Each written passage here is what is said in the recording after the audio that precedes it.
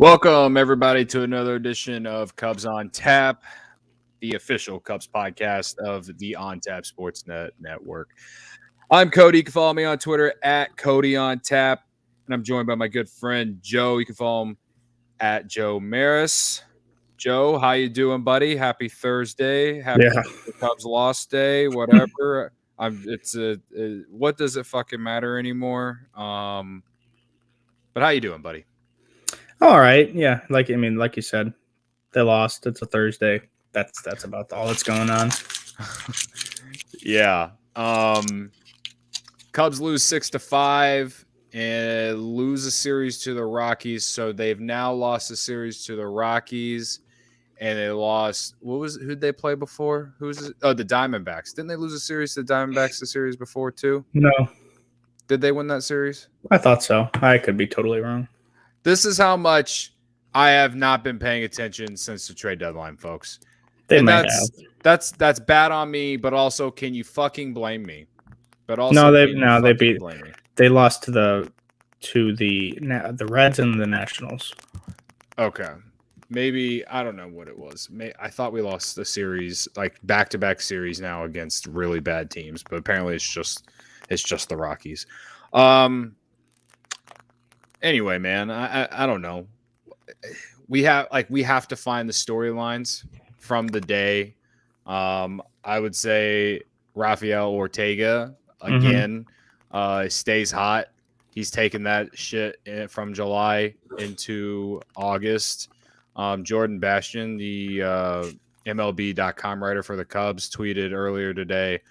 He's 2 for 3 with a walk, stolen base, and an RBI. He's slashing 410, 455, 705 in 20 games since the All-Star break. That's some kind of hot streak, man. Some kind of hot streak. I wish we would have had it, in June when no one was hitting. But yeah, I don't know if I would. Whatever. What would it be? This was inevitable, yeah. But it's nice to see, he's going out there earning himself a job. So why not? He's making he's making a case to be brought back next year, as I would hope a fourth outfielder, fourth or fifth outfielder, I guess, if you wanted to stack up on outfielders.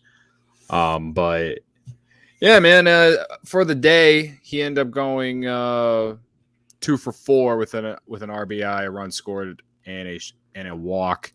And his average is up to 317. He's got an 892 OPS on the season. This has to be a career year for him, man. I mean, this is probably the most at-bats he's gotten in a year, if I had to guess, but yeah, who knows?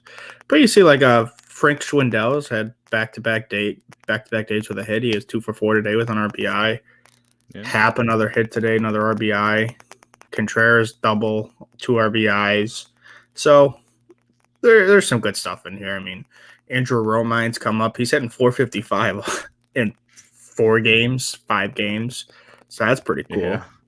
You're just finding things that are cool. I mean, the outcome of the game, we would always prefer that it's a win, but doesn't matter. Not at the current moment. Yeah. So you're just looking for things, but then you see Arrieta today, and boy, Arrieta was Arrieta. 4 innings, 9 hits, 4 earned runs, 3 home runs, 3 homers. Yeah. That's as Jake Arrieta as they come. The Cubs are trying to push Jake Arrieta down fans' throats as hey, you still have him though, but it's not gonna work when he's not good at baseball anymore. And right. It's nothing against him, man. It's just he's just not good anymore. It's honestly I wish he'd just retire. Mm-hmm. There was the commercial last night during the game. It was, remember that Nico Hoerner play? I don't remember who they were playing, but Chafin was pitching, the bases loaded, 2 outs, diving to his left, gets up, makes a nice play, end the inning, saves some runs. They cut out literally every other, they cut the shot every time they're about to show either Rizzo catching it at first or Chafin being excited. It's Hoerner dive, and then you throw it, and then he throws it, and then it just cuts right before it gets to Rizzo, and you're like, they're really trying to be like, hey guys, Nico Hoerner, which is great, but it's kind of it's very noticeable what they were doing with that commercial. That's so fucking dumb. I'm actually curious how they're going to spin the hype video they always play before the game. Yeah, have they not? They haven't played at home yet, right? They haven't played a home game since the trade. They play tomorrow. They play tomorrow. It's going to be a bloodbath. Yeah. Like, let's be real here. It's going to be bad. I'm actually sorry that Ron's going to that game. I don't know why Ron would sign up to go to that. It doesn't matter, man. Maybe it's just maybe they're facing they're facing Lance. I know I know the White Sox are kind of struggling right now. Like they just got murdered last night by the Royals with Lucas Giolito on the mound. But like, this is going to get them back on track. I feel like this means something to them. All I can think about are some of the like raunchiest and annoying and Irish White Sox fans just licking their chops for this weekend at Wrigley Field, man. Like they're licking their chops. They have been waiting for this moment, not just this season, but for like 4 years. We're gonna have to just take it. They're gonna be talking about it like the Cubs are like worth like their time, which at this current moment they're not. But you know, if they come in and get at least 2 out of 3, maybe a sweep, we're gonna hear it. Oh, yeah. Which whatever. They're going to it. I'm not gonna put a bet on it, though that'd be really fun. That would create content for us. But if the White Sox don't take 2 or 3 against this Cubs team this weekend, that's a massive disappointment. Oh yeah, and they have Lynn tomorrow and Rodon on Saturday. So yeah, I know Rodon's kind of had like the dead arm lately. Lance Lynn is just having a career fucking season. This is by far and away his best year that he's ever had. Yep, he's a big bastard. Yeah. Anyway, there's not much really else to say in terms of today. I do like the fight. I mean, I'll give him that. You know, like same thing. That's kind of like David Ross, like his mentality. You know, we still go out there and try to win a game every single day. Mm-hmm. You know, like I'll give him that. I'll give him credit for that. There's still fight and there's still energy in the dugout, and I think keeping Contreras is key for that. I mean, he is your spark. And he's going to be that spark no matter who else is in the dugout with him. Mm-hmm. But regardless, they're all excited, man. You're seeing guys who have very little Major League experience and guys that have never had Major League experience come up and play. That's exciting, at least for them, you know. Yeah. Which is cool. You know, I can get behind them on that. So yeah, that's what we're going to get a lot of those nice little moments the rest of the season. You saw yesterday, nice little 2-out rally yesterday to with Patrick Wisdom capping it with the double to score 3 runs that won the game. Today, the offense kind of broke out a little bit middle of the game, but the pitching could not hold on to it, which, you know, that's Jake Arrieta. And then I think it was some guy I'd never heard of after him. Jake Jewell. Yes, Jake Jewell. Who gave up 2 earned runs. Yep. He gave up 3 hits, 2 earned runs, and 1 homer. He struck out 1 guy. And what thing is I remember watching Jake Jewell like a couple days ago. I was like, all right, maybe this guy's another one of those random ass guys out there. Turns out no. At least at this point, I thing is I haven't even watched Jake Jewell pitch. No, I literally haven't. So I don't know anything about Jake Jewell. But yeah, he takes the loss today, mainly. Kyle Ryan, Dan Winkler, Adam Morgan.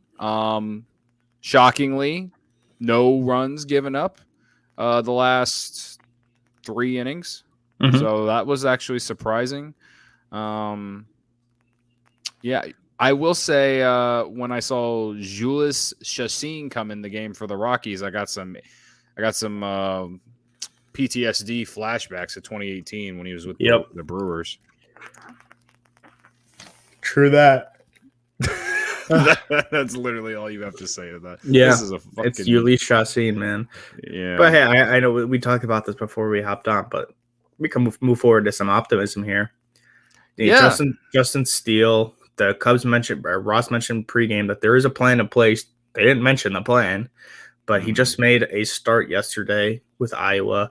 Went 5 innings, looks real good, just like he's looked the entire time. Yeah. So, he's probably getting ready to come up, I would assume, to make his next start with the Cubs, the Chicago Cubs. But at the least, there's no way he's making more than one more start in Iowa, if that. But they'll move things around if they have to. And I saw some speculation of maybe a 6-man rotation, which would also help Alzolay with some innings. But who knows? Who knows? I don't know. I'm just looking forward to seeing him. We got to see him on Marquee, but that was also the day that Anthony Rizzo got traded. So a little distracted. So yeah. I'm looking to, he's looked nasty in Iowa so far. And he looks ready. And we're going to get a good look at him the rest of the season. Same thing with Keegan Thompson. Yeah, Keegan Thompson, they just demoted him just, a week and a half ago. So, yep. He's going to get some starts. I think he might be pitching today. I'm not positive. Okay. I'm not positive. We're probably going to see him September because they probably want to give him a good long month to stretch out. And so we'll see him then. But yeah, Justin Steele, I'm assuming he gets one more start down in Iowa, and then they'll bring him up here mid to late August, I guess. I don't see why they don't just go ahead and do it now, but they'll probably want to limit his innings as well. So maybe I'm just ready for it now because it gives me something to get excited about. But at the same time, you got to think about the future. Got to think about ahead of time instead of the present, especially with this team. So he's pitched really well. Ron talked about it last night on the post game. He had a 1.30 ERA in Iowa, which is insanely good. My thing, why? And maybe this is the pandemic, but no one has been talking about Justin Steele up until this year. He is the 29th ranked Cubs prospect. I just wrote a piece earlier today on why I think he should be considered the Cubs' number one pitching prospect. It doesn't necessarily have to do with his abilities. It's more of his readiness to be in the big leagues, which is literally this week. Yeah. So I think that's cause for excitement. And we saw him in the bullpen all year. For a good chunk of the year, he did really well. Yeah. I'd like to point out that Justin Steele was drafted by Theo Epstein as well. So to all the naysayers about Theo and his inability to develop pitching, you can all eat a bag of dicks. Keegan Thompson too, who, if you want some recency on that one, I think he was drafted in 2018 and was obviously wasn't even a first round pick. That was Nico. He was a third round pick. Was he a third round pick? Either way, I'm looking, if there's anything I'm looking forward to, I guess somewhat bring me back, is to just shit on all these people who said that Theo Epstein couldn't find pitchers. And the thing is he has found some, and quite literally they're coming around when they actually need it, because no one said he could develop pitching when they were actually in the window winning. But now that they are in a new quote unquote era, these guys are going to be the pillars for the next great Cubs team. And they were all drafted by Theo Epstein. So I look forward to it. And at least in the meantime, he admitted his faults and went on paid for pitching, which worked. Exactly. And that's the thing is I feel like the next great Cubs team is going to have really good depth pitching wise in the farm system, that are homegrown, and perhaps they'll have to buy more offense, which is cheaper. It is cheaper. Now they just have to be smart about it. We can't get another Jason Hayward again. Right. But, we're going to see. Tom Ricketts talked about it the other day. Ron didn't talk about this on last night's postgame show. Did you listen to Tom Ricketts on Marquee the other night? We were actually doing the show. Weren't we doing the show? We were, but I had the TV muted. Okay. I saw a clip on Twitter of him just saying, the Cubs aren't they're going to be competitive. He literally said they're going to be competing for the NL Central crown in 2022. I know no one wants to believe him, but why would he say that and then not do anything? And that's like when he's already number one enemy, like public enemy number one in Chicago. Why would he say that? So, and that's, I mean, there's plenty of things out there to come. Like, this is a huge shortstop free agent year. Whether they go out and get one, who knows? Is Nico the future plan at shortstop? Probably not. He's going to slot in basically anywhere we can put him. But there's also, I mean, the shortstops in the Cubs minor leagues, those guys aren't going to be ready for a little while. So there's time to fill that void.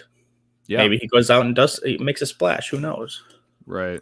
And I'm not even asking for like 2 guys that are going to cost you $25 million a year. I'm just asking for some serviceable guys that are going to be like help be bridges to who you think are going to be, the guys that you're going to want around for a long time. So there's a lot to go with that.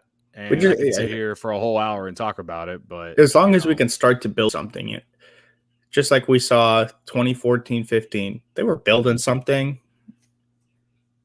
We can hang our hats on that for a full 162. Yeah. Right now it sucks because it's hard to see because we're just seeing guys that we're not going to see ever again for the most part. Probably. So that's the difference, and the wound is still so fresh. Yeah. So we're just going to have to lick our wounds for the next 2 months, which we can all deal with. There's plenty of 2016 highlights out there. So I watched plenty of minor league highlights. I watched so many 2016 highlights when the pandemic was like in the in the heart. When we were in the heart of the pandemic, that like I need a break from the 2016 highlights. I can't believe I'm saying that, but I really haven't watched any of those highlights this year, just because I watched so much of them last year. Yeah, there's a great video out there. It's the Game 7 in 30 minutes. Just a great video. I believe that. Outstanding video. I guess before we move on to, somewhat preview tomorrow's game, Russell Dorsey, he's from the Chicago Sun-Times. He wrote something, he tweeted something today about Nico Hoerner and Nick Madrigal. He said, Nico Hoerner said today that he's already exchanged texts with Nick Madrigal. They played together a little when they were growing up and played against each other for a long time while Nico was at Stanford and Nick was at Oregon State. Both drafted in the first round of 2018. So, I think those two are prepping to, be playing together for a long time. And you want to hear a fun fact that absolutely nobody will care about? Fun fact that absolutely no one will care about. Yes. A guy I play PlayStation with. He is a friend of a friend. Friend of a friend. Friend of a friend. He used to live in California. Played on the same Little League team as with Nick Madrigal and Dylan Carlson. So yeah, he doesn't keep up with baseball too much. So we're just playing one day. He goes, "Hey, you ever heard of Nick Madrigal?" I'm like, "Yeah." And he goes, "Oh yeah, I used to play with that guy when I was like 7." Oh Jesus! Oh Jesus! He must have been like, "Oh shit, my friend." He got not like he probably saw the trade and he probably had no idea that you were a Cubs fan. Wow. Nah, he knows, but right. It's especially during the pandemic. We're basically like best friends playing every day on PlayStation. It just sucks that Nick Madrigal was hurt because at least that would be something we could watch. He wouldn't have been traded if he was hurt. You don't think if he wasn't hurt? No, probably not, because then they wouldn't go get Cesar Hernandez. Right. I wonder who the White Sox give up if he's not hurt. I was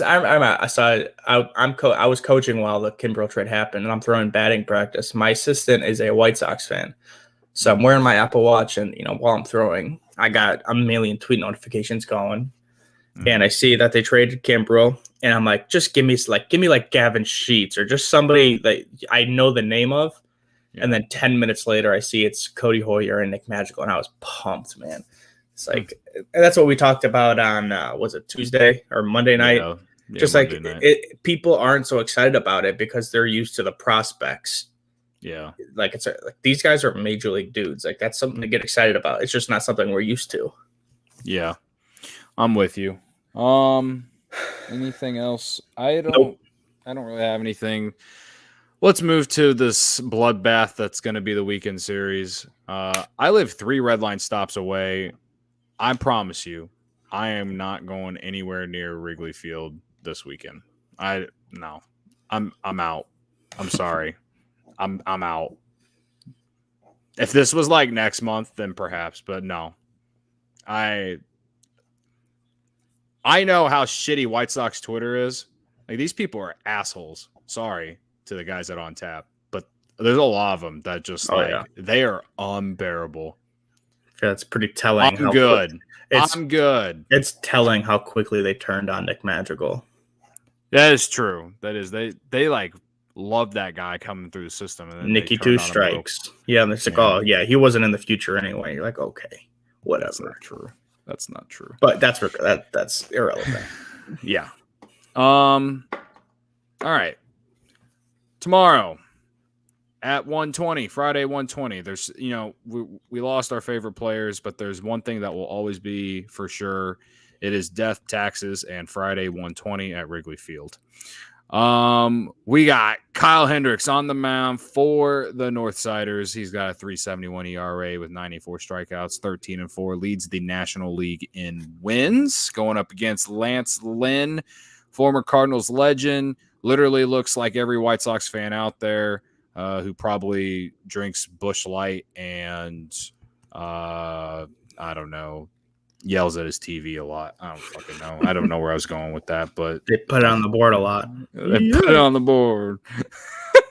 It's 10-3, 2.07 earned run average, 122 strikeouts. Literally, all he does is throw fastballs, and somehow he has these numbers. I don't understand it. He's literally been doing his entire career. He's literally having the best season of his career.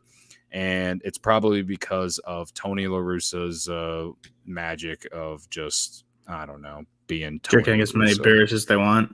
Yeah, and drinking and driving at the same time. Whatever. How you feel about tomorrow, man? I'll say this. I think tomorrow is the best chance the Cubs have to not get swept this weekend. Yeah, I mean, that's definitely right. The best chance is tomorrow. But the White Sox best is also the White Sox best chance is also tomorrow with Lance Lynn on the mound. So we'll see. I don't know. There's really not much else to say, man. Yeah. Well, you got a fly the W player for me? Let's see here. It would just I'll go ahead and say, before you give me yours, I'll just go ahead and say that it would be on brand for the season, my pain, and just everything, all things considered, that Eloy Jimenez is going to hit a homer tomorrow. Probably. Or at some point in the series. Yeah. He's probably going to hit one because he's hitting. Well, he's not doing amazing off Kyle Hendricks, but he has one homer off him. He's batting 205 at bats. So what, like 1 for 5? Yep. 1 homer, 2 RBIs. Jose Abreu also has a homer off Kyle Hendricks. He's batting .615 and 13 at bats. Yeah, I think you got to stick with Rafi Ortega. Why not? No other reason. This fucking sucks. This sucks, Joe. This sucks. Why? Why are we here? Okay. Rafael Ortega is yours. All right. Yep. I will take. Fuck it. I'm taking Jason fucking Hayward. He's batting .364 with 11 at bats against fucking fat ass Lance Lynn and his fucking whatever. I don't know where I was going with that either. I'm just really just broken still, folks.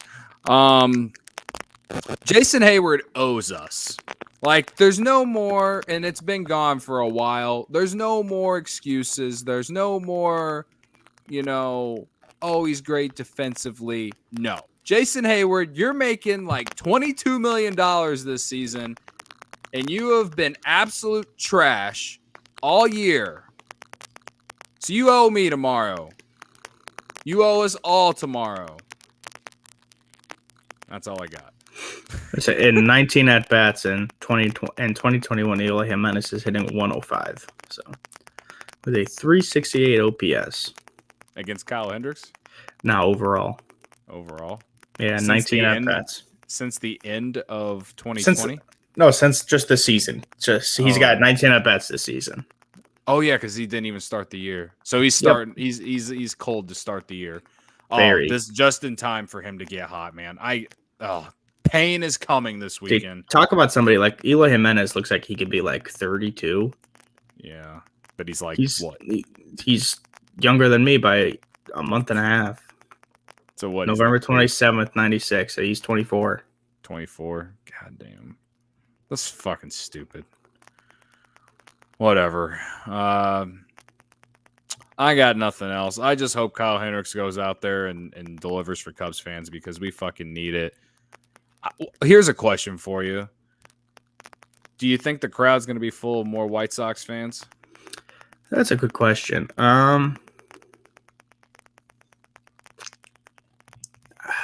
I'd say no, because you assume these tickets get bought up a while, like pretty far in advance. Mm-hmm. So, but who knows? I mean, who knows? I'm sure White Sox fans want to be there a lot more. Yeah, that's for sure. That's for sure. All right. Yeah, I guess we'll see, man. Again, tomorrow, 1:20, first pitch for the Cubs and the White Sox 3-game series. Just here's what I'm asking. I'm asking Kyle Hendricks to feed me 6 2/3 innings. I'm asking for someone on offense. No, 3 players on offense to make some noise with the bats. And I'm asking for Eloy Jimenez to wait until Monday to hit a homer. That's what I'm asking. Fair. Yeah, Keegan Thompson is pitching tonight. Keegan Thompson is pitching tomorrow or tonight.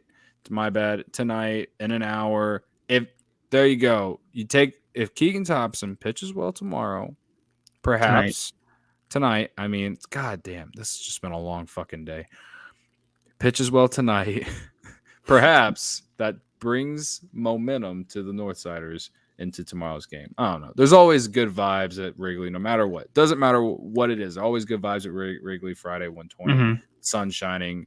Fucking beginning of August. But I wouldn't blame you if you didn't want to watch or go. But it is what it is, man. Eventually, we're just going to have to move past what happened at the trade deadline. Maybe you're there. Maybe other people are there. Maybe the people who have been in the stream. I know we don't have like no one viewing right now, but maybe the people in the stream the last couple of days have been. I'm just not there yet. So it is what it is. It is what it is. All right. Well, before we get out of here, I want to remind everyone Cubs on Tap is brought to you by OnTapSportsNet.com. You can follow me on Twitter at Cody on Tap. You can follow Joe at Joe Maris. And you can follow the rest of the crew for Cubs on Tap on Twitter at Cubbies on Tap and on Instagram. And yeah, did I miss anything? Ron does so much better at this than me. He does do it pretty well. You can follow the rest of On Tap Sportsnet's writers and podcasts if you just go to their Twitter account at On Tap Sportsnet on literally any social media platform. But if you're on Twitter, it's at On Tap Sportsnet. So anyway, Joe, as whatever this show was, whatever this pod was, I think we did find some positives in there. A lot of negative, but some positives. One that we'll probably forget in the next week. But let's get out of here the only way we know how, man, with Let's Go Cubs. Let's go Cubs.